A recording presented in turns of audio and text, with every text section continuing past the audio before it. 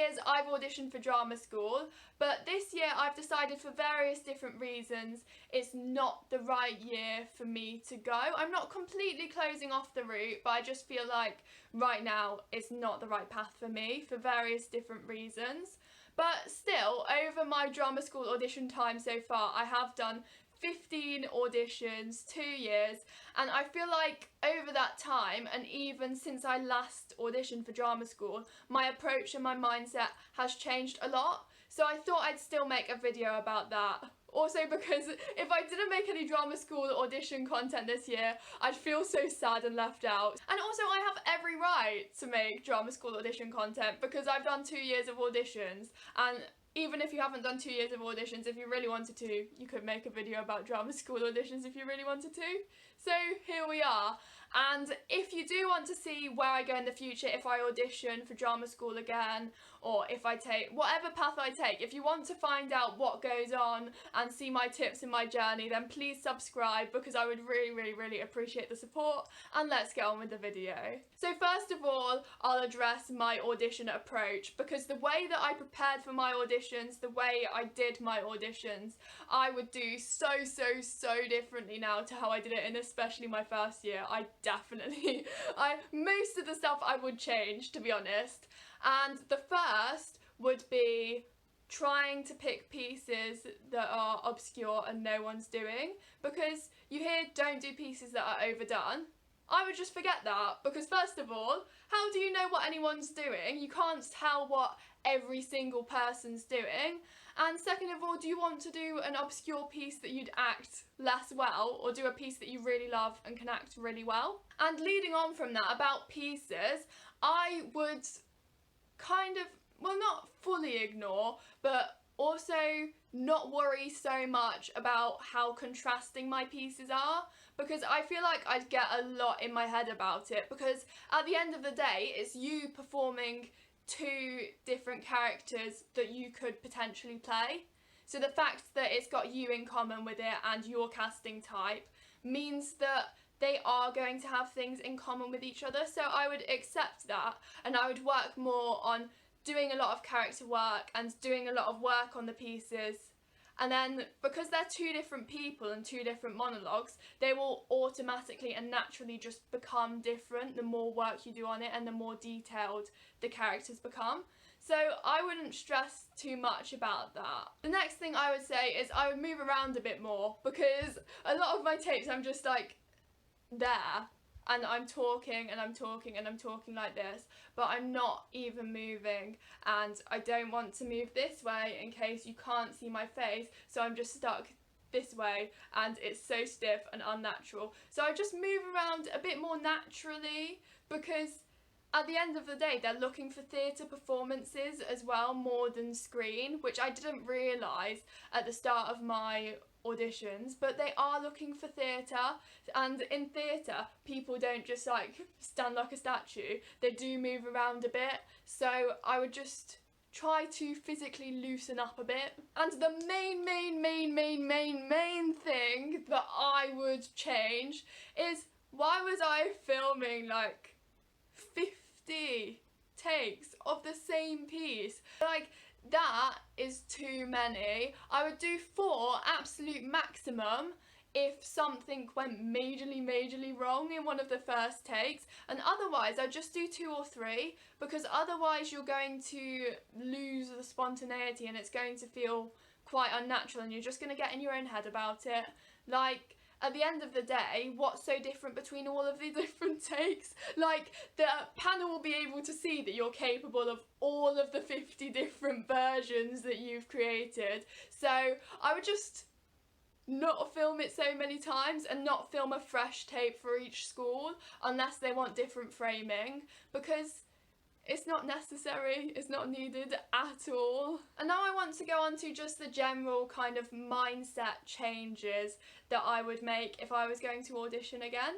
And first of all, I would say that I would be so much less stressed about getting in, because I've not gone to drama school for 2 years now.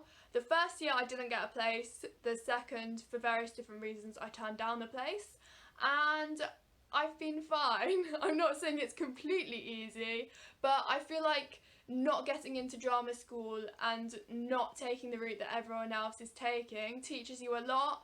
It makes you more proactive. And when I first got rejected as well, and I got my 11 rejections in my first year of auditioning, someone told me that there is actually so much value in the years before you get into drama school, because there's so much opportunities to get involved in lots of different projects, get experience in the industry, work with so many different people, and I've really found that. I've done the opening ceremony for the Commonwealth Games, I've done some extra work, I've done some amateur theatre, and it really gives you the opportunity to work with so many different people instead of just working with the same people all the time, which I feel like it just develops you a lot further and widens your view of the world. And it also means that you're constantly having to reevaluate your life and your direction, because you don't have the security of a course, which like is really stressful. Like, I'm constantly looking at my life and being like, what am I doing and how do I do things better?